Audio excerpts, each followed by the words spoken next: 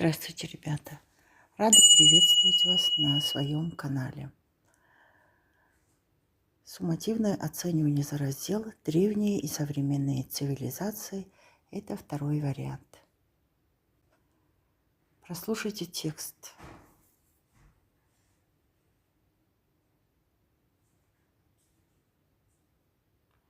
И выполняем задание по тексту.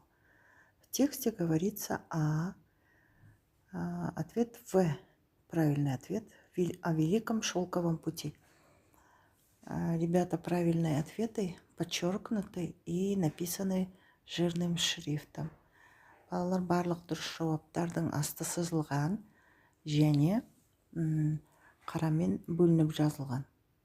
Второй вопрос. В тексте подчеркивается мысль о том, что шелк ценили за качество.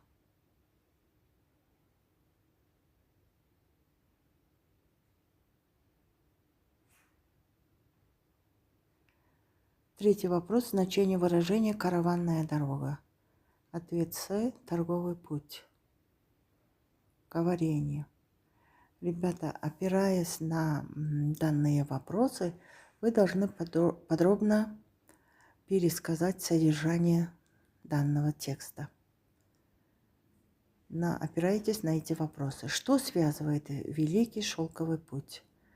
Для чего использовался Великий Шелковый путь? Что посоветовал императору Чжанцзянь? За что ценили шелк? Между какими государствами удалось установить отношения? Если правильно ответите, ребята, вы получаете 9 баллов за это суммативное оценивание за раздел. Удачи вам, ребята. До свидания.